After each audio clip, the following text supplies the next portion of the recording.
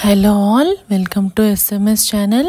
నేను ఇక్కడ నూడిల్స్తో కొంచెం డిఫరెంట్గా సూపీ నూడిల్స్లో చేస్తున్నానండి. దీంట్లో రాగి పిండి కూడా యాడ్ చేసుకుంటున్నాను. నేను ముందుగా ఒక బౌల్లో వాటర్ యాడ్ చేసుకొని నూడిల్స్ ఉన్నాయి కదండి, అవి కూడా యాడ్ చేసుకోవాలి. 1 టేబుల్ స్పూన్ సాల్ట్, ఆయిల్ కూడా యాడ్ చేసుకొని మనం 80% కుక్ అయిపోనివ్వాలండి. ఇప్పుడు స్టవ్ ఆన్ చేసుకొని కళాయి పెట్టుకొని మనం ఈలోగా వెజిటేబుల్స్ హాఫ్ బాయిల్ చేసుకుందామండి. ఆయిల్ అనేది హీట్ అయ్యాక ముందుగా తరిగి పెట్టుకున్నాం కదా వెజిటేబుల్స్, అవి యాడ్ చేసుకొని కొంచెం ఫ్రై అవ్వనివ్వాలి. ఆనియన్స్ కూడా యాడ్ చేసుకోవచ్చు దీంట్లో. ఇక్కడ నేను 1 టేబుల్ స్పూన్ సాల్ట్ కూడా యాడ్ చేసుకొని ఫ్రై అవ్వనివ్వాలి. వెజిటేబుల్స్ ఫ్రై అవుతున్నాయి కదండి, నేను ఇక్కడ ముందుగా తరిగి పెట్టుకున్న టమాటో ముక్కలు కూడా యాడ్ చేసుకొని ఒకసారి బాగా కలుపుకొని వేగనివ్వాలి. ఇక్కడ చూడండి, టొమాటో సాఫ్ట్ అయిపోయింది, మనకి వెజిటేబుల్స్ కూడా కుక్ అయిపోయాయి.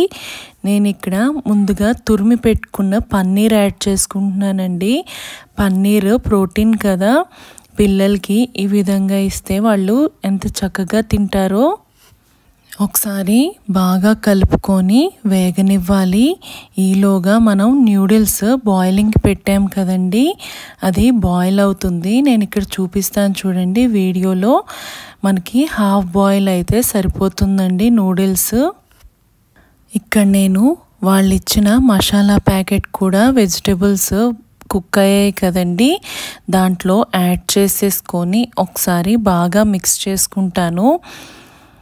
మనకి నూడిల్స్ ఆల్మోస్ట్ కుక్ అయిపోయిందండి. నేను ఇక్కడ ప్లేట్లో వేసి చూపిస్తాను చూడండి.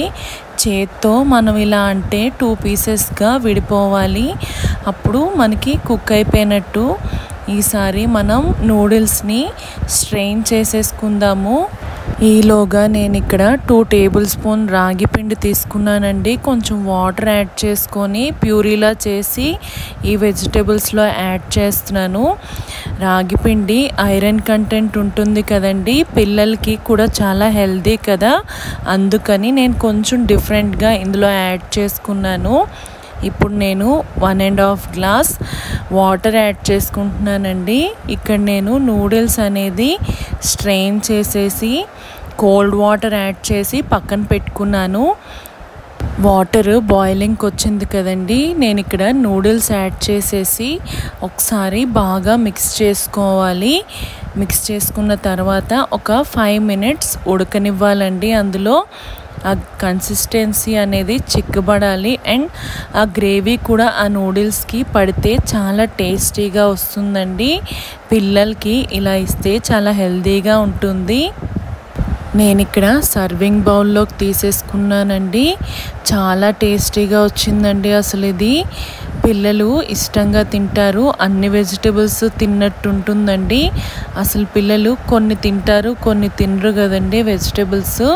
ఈ రెసిపీ మీరు కూడా ట్రై చేసి ఎలా వచ్చిందో కామెంట్ సెక్షన్లో చెప్పండి. Please like, share and subscribe to our channel.